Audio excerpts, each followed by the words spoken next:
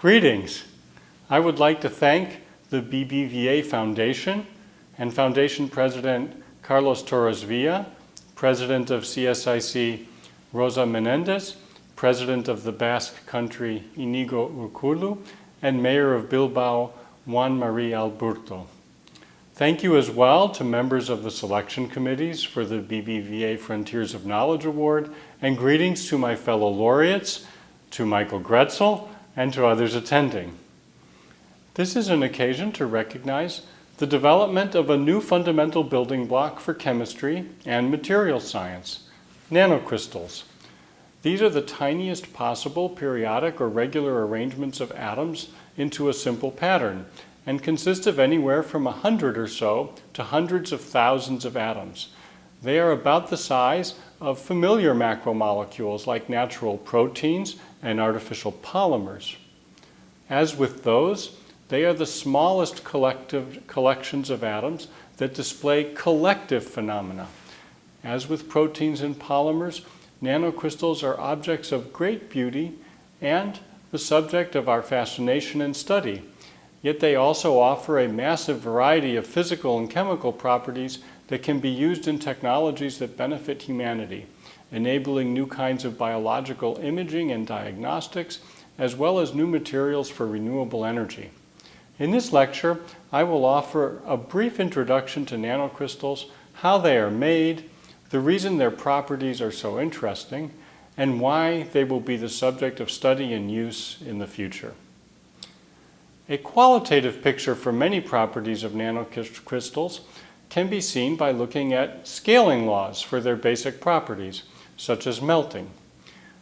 A crystal is held together by the bonds between all the atoms, yet when it is very large, very small, a large fraction of its atoms are located on the surface, and hence there are fewer bonds holding it together. For this reason, nanocrystals melt at lower temperatures than ordinary macroscopic ones. This reduction in melting temperature is approximately proportional to the surface to volume ratio, or the inverse of the radius of the nanocrystal, and that relationship is an example of a scaling law. A few decades ago, we documented that for a 5 nanometer diameter nanocrystal of a typical semiconductor that solar cells or light-emitting diodes are made from, the melting temperature is about half of the normal melting temperature for ordinary crystals, so the effect is large and consequential. A second important example of how nanocrystals are different from their larger counterparts arises when we consider defects in solids. You are likely familiar with the fact that larger diamonds are more costly than smaller ones. Indeed, the price of a diamond of the same quality but twice the volume is 4 times greater. This is because large, high-quality diamonds are much rarer than small ones. More time at high temperature is required for a defect to anneal out of a crystal the larger it gets. Here is where something special happens on the nanoscale. When crystals are very tiny, the chances of making one that is perfect improve enormously. This is something we documented through a series of studies in the 1990s.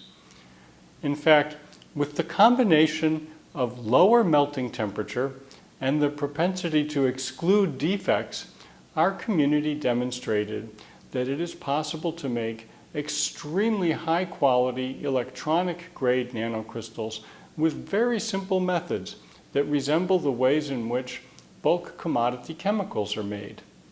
This is important because we need vast quantities of high-performance electronic materials for renewable energy systems in the future. There is one more scaling law for me to share with you, and that is called the quantum size effect. I was able to study this one alongside my postdoctoral mentor Louis Bruce in the late 1980s. Perhaps you can conjure up a mental image of a common science museum exhibit, a large funnel into which a marble is spun along the rim. As the marble descends lower and lower into the funnel, its speed increases.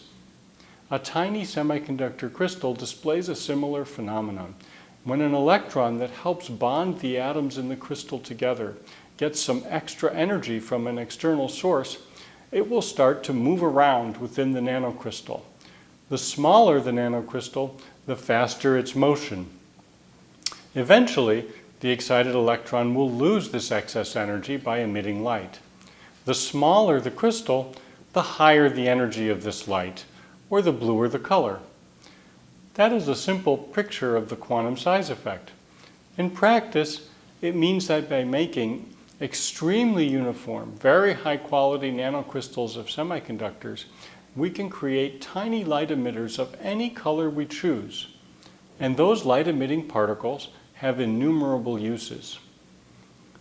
The first practical use of semiconductor nanocrystals, quantum dots, emerged in the late 1990s when we and others first used them as biological probes to visualize cell tissues. Today they are used widely in biomedical research.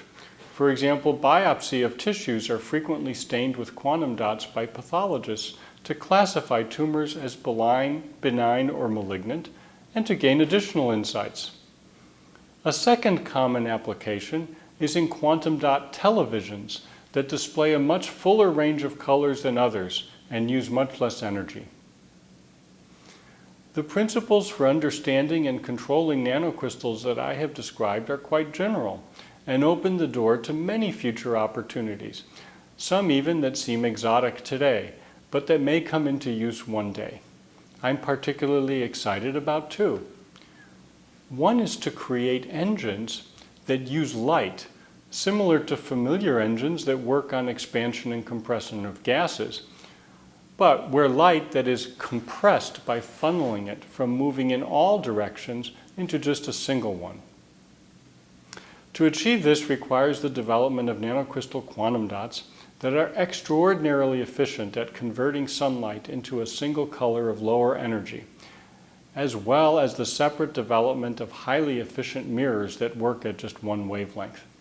This will require atomic level precision in the design and construction of nanocrystals, demanding that we learn to make nanoscale objects with the kind of precision that nature employs in making proteins.